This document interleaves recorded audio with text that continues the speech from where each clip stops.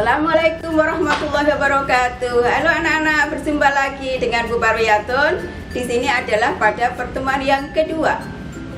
Untuk pertemuan kedua ini kita akan membahas tentang sistem reproduksi pada manusia.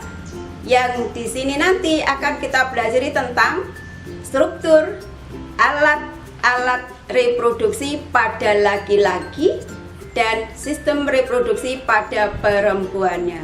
Ayo anak-anak, tidak boleh negatif. Tidak boleh kamu otaknya supaya dibersihkan dulu, tidak boleh ngeres-ngeres. Karena ini adalah merupakan suatu ilmu yang harus kamu ketahui. Jangan sampai kamu punya alat tetapi tidak tahu apa itu namanya, apa itu fungsinya.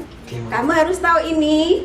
Dan sekali lagi, otak dibersihkan dulu, tidak boleh ngeres-ngeres. Yang kita pakai adalah ilmunya.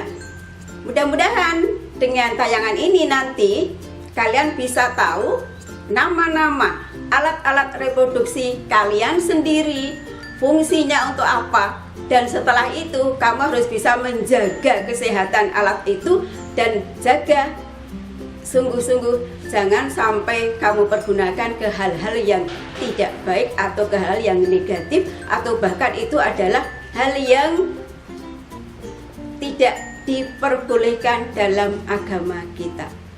Yuk sekarang kita lihat tayangan video berikut ini. Yuk kita mulai dengan pertemuan yang kedua, yaitu reproduksi pada laki-laki. Inilah alat-alat reproduksi pada laki-laki keseluruhan. Dan kemarin Ibu sudah mengirim LK yang ada di dalam WA group. Sudah diisi semuanya? Coba dilihat dulu, diisi atau belum. Kemudian kita cocokkan isianmu dengan materi ini. Yuk bersama-sama kita cocokkan isian yang ada dalam tugas kemarin.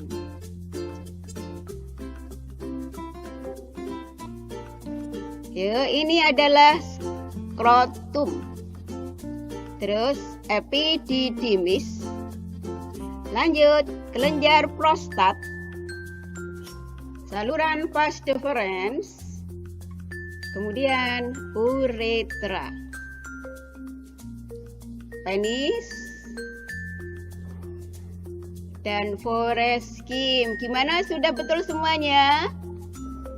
Alhamdulillah semuanya berarti sudah membaca buku, sudah mengerjakan tugas yang sudah Ibu WA-kan di grupnya. Yuk, alat kelamin tadi terbagi menjadi dua macam. Yang pertama adalah alat kelamin luar. Merupakan alat kelamin yang terletak pada bagian luar tubuh dan dapat diamati secara langsung. Yang pertama adalah penis. Pada laki-laki, air kencingmu dikeluarkan melalui organ yang namanya penis, di mana penis berfungsi sebagai saluran kencing atau urin dan sebagai saluran sperma. Penis terbentuk dari otot dan tidak mengandung tulang. Pada ujung penis terdapat struktur lipatan kulit yang disebut kulup. Kulup inilah yang dipotong saat seorang laki-laki dihitan. Coba kamu lihat, ini adalah proses pemotongan kulup tadi pada saat laki-laki dihitan atau disunat kalau di dalam bahasa Jawanya, atau di orang-orang Jawa itu namanya disunat. Yang kedua adalah skrotum. Pada bagian di dekat penis terdapat kantong yang terlipat seperti lipatan kulit, namanya skrotum. Pada skrotum tersebut terdapat dua buah atau sepasang testis atau buah zakar yang berbentuk bulat telur. Skrotum berfungsi menjaga suhu testis agar sesuai untuk produksi sperma. Kemudian yang kedua adalah alat kelamin dalam.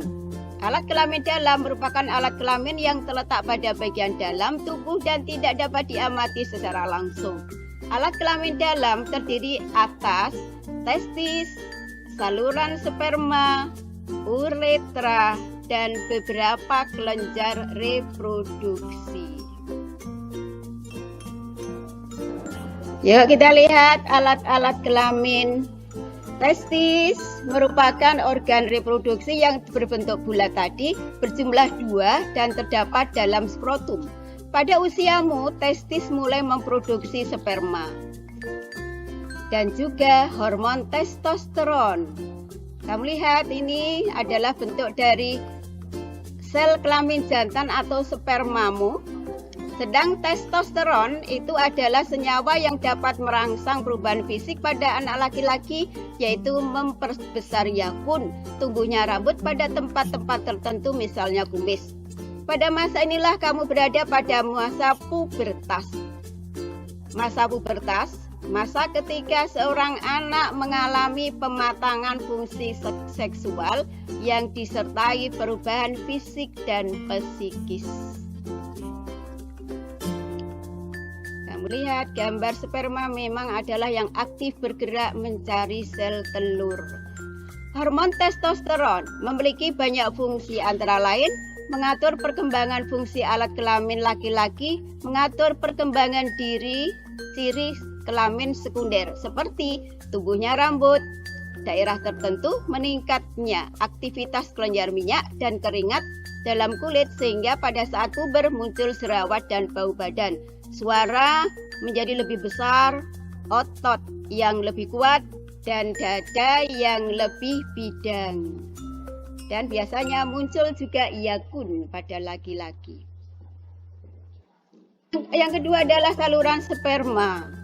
Sperma dihasilkan di dalam testis agar keluar melalui epididymis. Epididymis merupakan saluran yang keluar dari testis.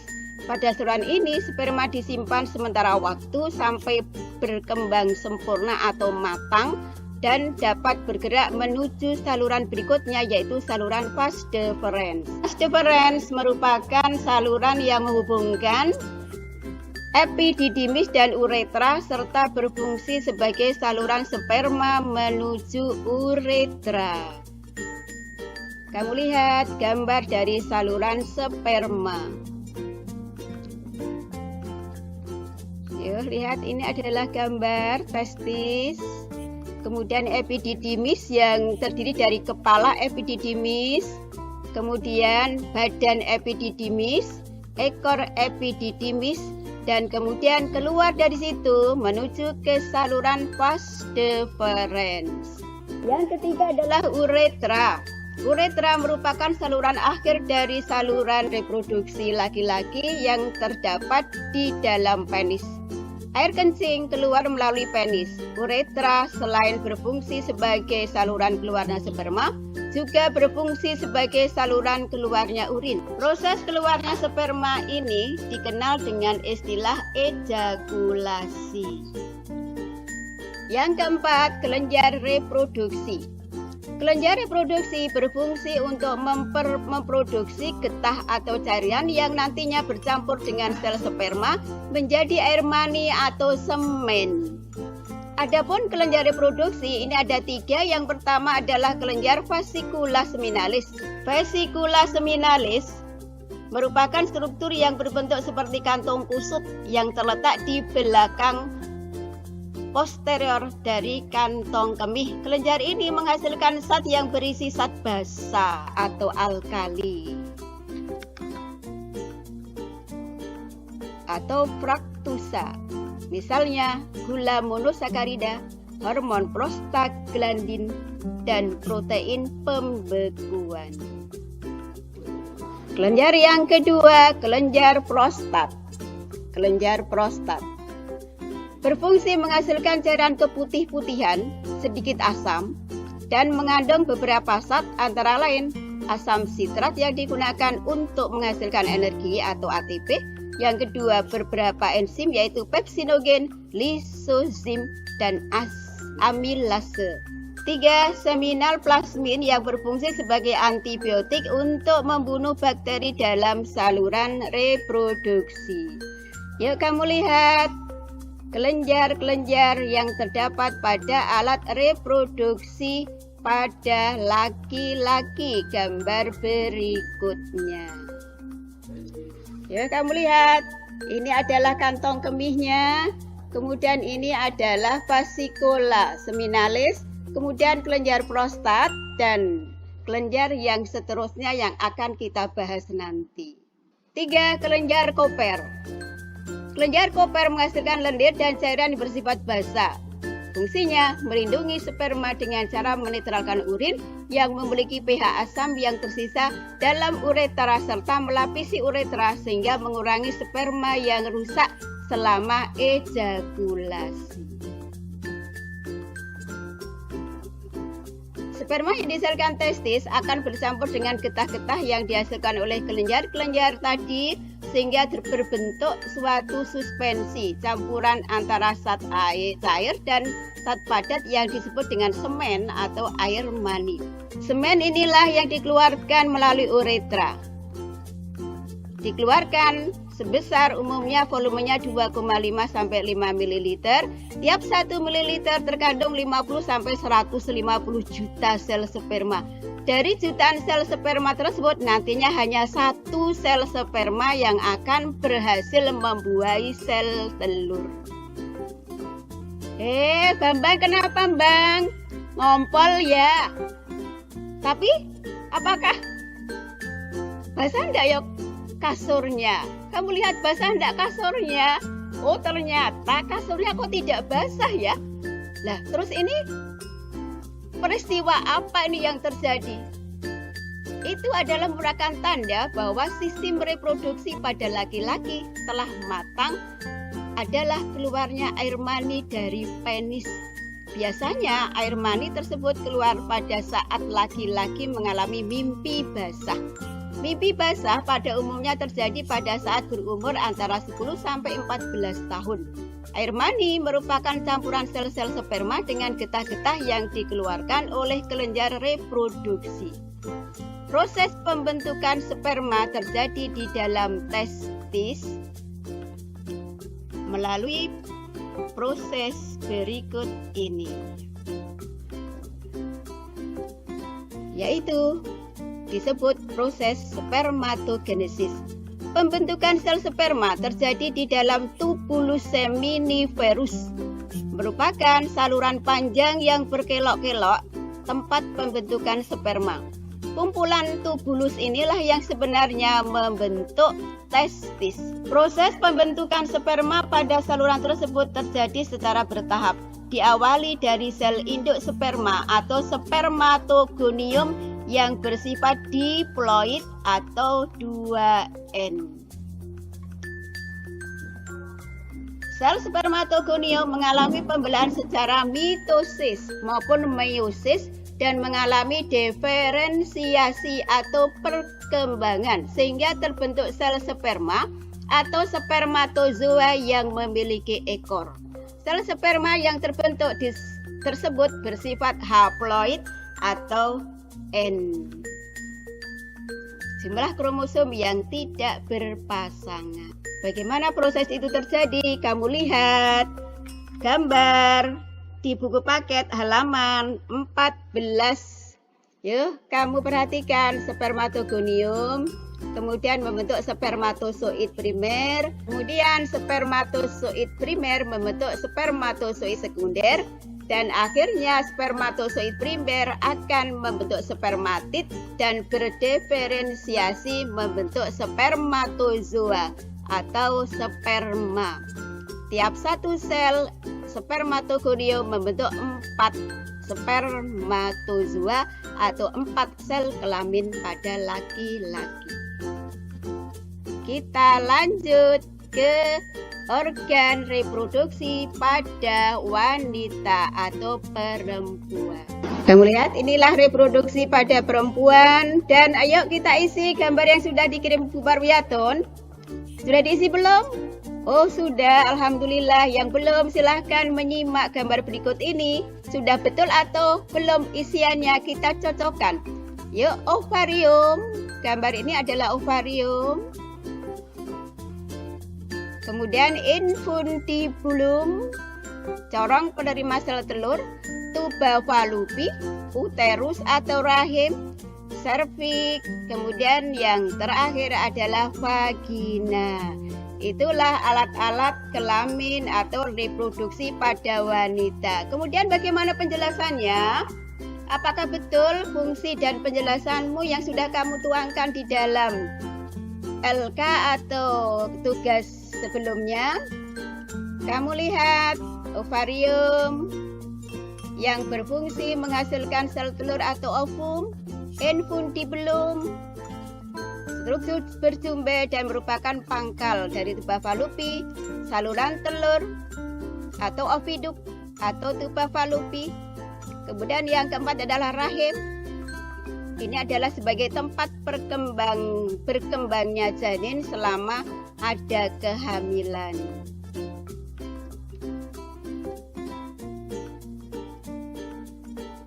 Endometrium, lapisan yang membatasi rongga rahim dan meluruh saat terjadi menstruasi. Vagina merupakan saluran yang menghubungkan lingkungan luar dengan rahim untuk mengalirkan darah menstruasi dan keluarnya bayi. Serviks, apa itu serviks? Struktur rahim bagian bawah yang menyempit dan membuka ke arah vagina. Itulah alat reproduksi pada wanita. Yang kamu lihat, alat reproduksi pada wanita ini berada tepat di bawah pusar. Alat kelamin pada perempuan terbagi menjadi dua. Yang pertama alat kelamin luar, di mana yang paling luar adalah terdiri dari vulva, labium, dan saluran kelamin. Apa itu vulva? Vulva adalah suatu celah paling luar dari alat kelamin wanita yang dibatasi oleh sepasang bibir. Kedua bibir itu disebut sebagai labium, yaitu labium mayor dan labium minor. Ke dalam vulva bermuara dua saluran, yaitu saluran urin dan saluran kelamin atau vagina. Jadi pada wanita dua saluran itu terpisah, lain dengan laki-laki. Kalau laki-laki cuma di uretra keluarnya. Kemudian yang kedua adalah alat kelamin dalam. Alat kelamin dalam perempuan terdiri atas ovarium, saluran kelamin, dan vagina. Organ reproduksi perempuan yang terletak di sebelah kiri dan kanan rongga perut bagian bawah, yaitu ovarium atau indung telur. Ovarium berjumlah sepasang dan memiliki bentuk seperti telur dengan ukuran kurang lebih 4 cm x 3 cm x 2 cm.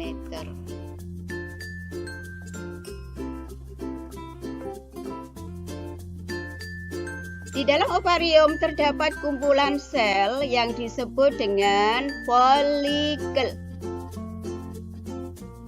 Folikel adalah tempat berkembangnya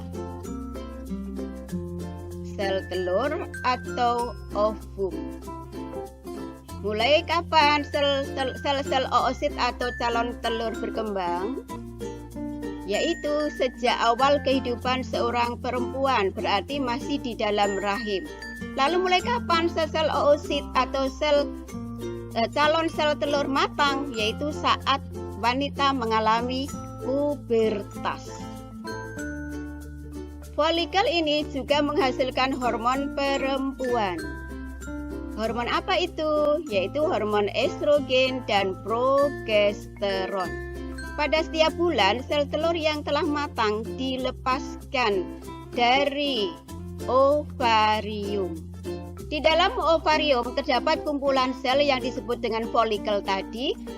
Dan di dalam folikel inilah sel telur atau ovum berkembang.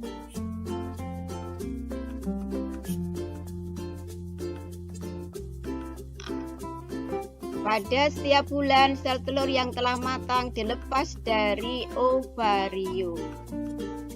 Folikel juga menghasilkan hormon perempuan, yaitu hormon estrogen dan progesteron. Proses pelepasan sel telur dari indung telur ini disebut peristiwa ovulasi.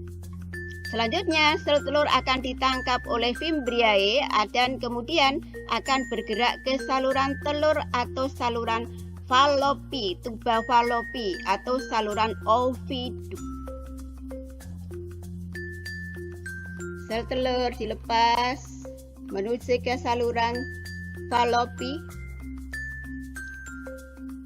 di mana disinilah nanti akan terjadi pembuahan jika ada sperma yang masuk.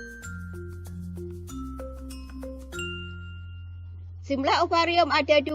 Biasanya setiap ovarium akan bergiliran melepaskan ovum atau telur setiap bulannya.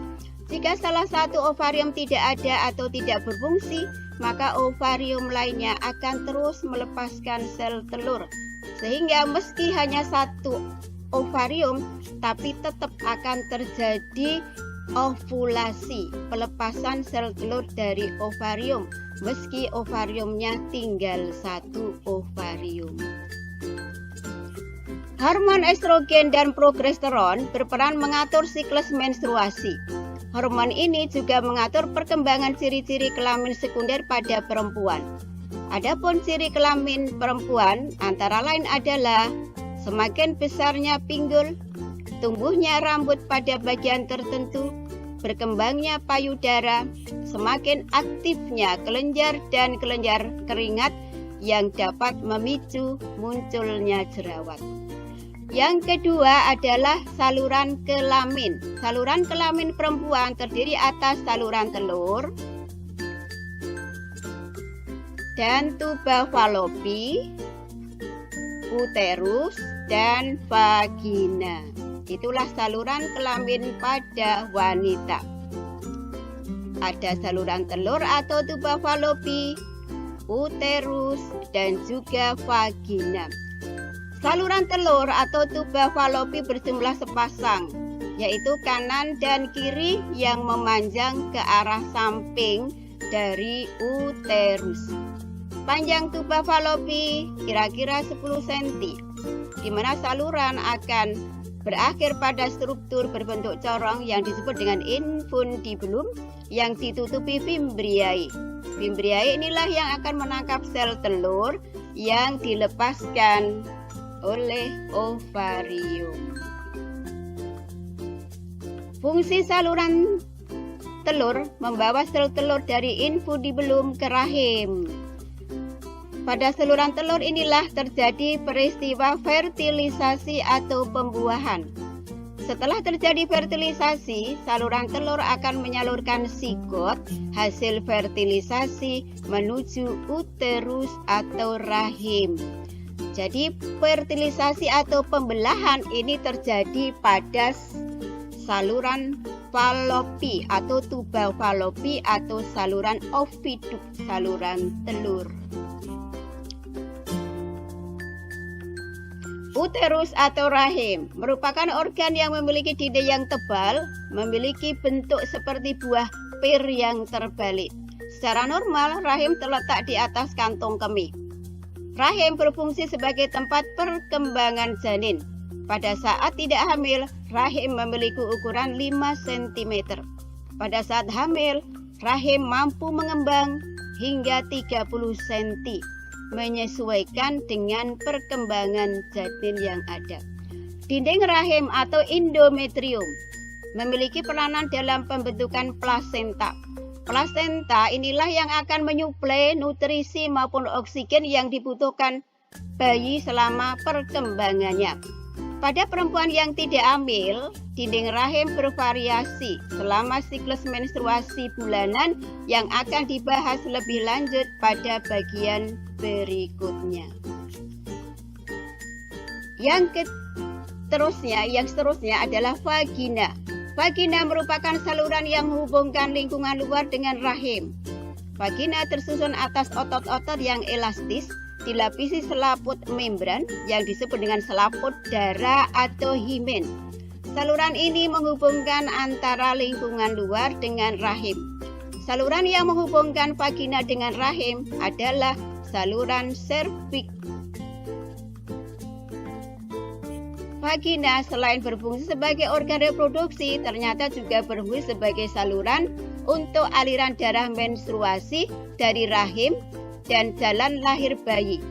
Pada saat bayi akan lahir terjadi kontraksi otot-otot pada dinding rahim. Kontraksi inilah yang akan mendorong janin keluar dari rahim melalui vagina atau jalannya lahir. Selaput darah merupakan selaput tipis yang tersusun atas pembuluh darah. Selaput darah tersebut dapat robek karena aktivitas yang membahayakan. Tuhan Yang Maha Esa, Allah SWT menganugerahkan selaput darah.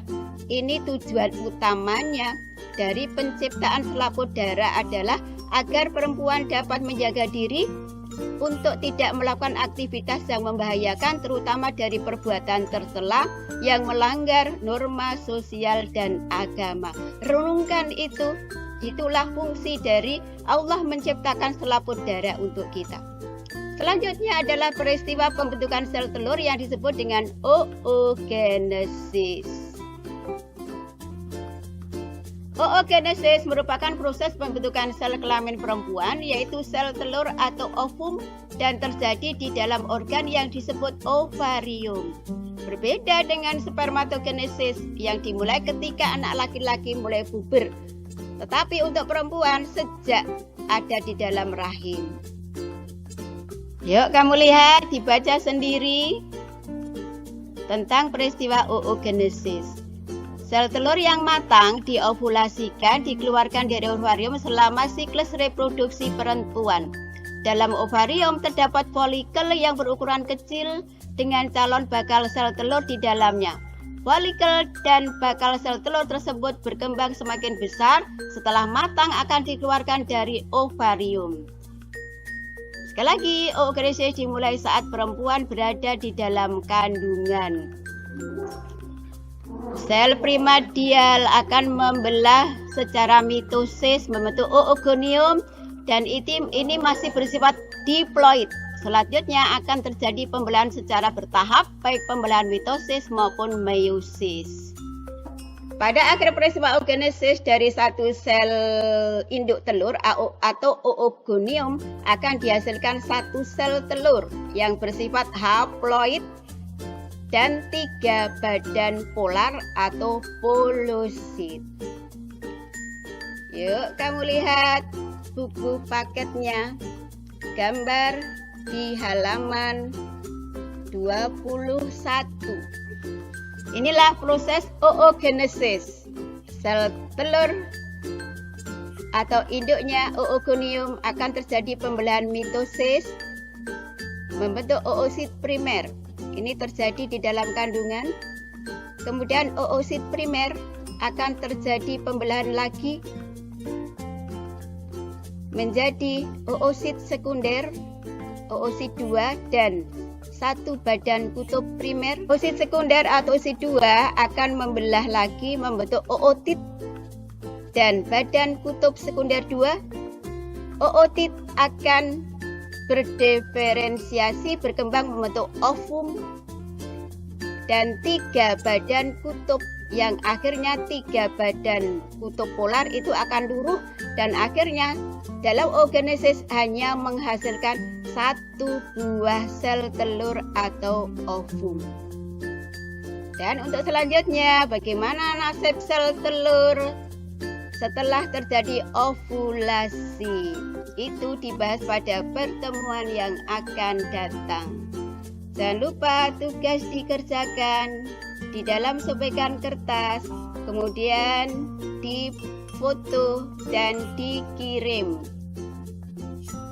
Itu tadi adalah merupakan tayangan dari video tentang alat-alat reproduksi pada manusia. Kemudian untuk selanjutnya, kalian siapkan sobekan kertas, kemudian kalian isi, kalian jawab pertanyaan yang ada, kemudian difoto, dikirim di grup WA maupun di WA-nya Bu Parwiyatun. Untuk pertemuan selanjutnya adalah kita nanti akan membahas tentang bagaimana nasib dari sel telur ini setelah keluar dari ovarium. Selamat menyaksikan, selamat mengerjakan, dan sehat selalu, sukses selalu anak-anakku. Sekian, wassalamualaikum warahmatullahi wabarakatuh.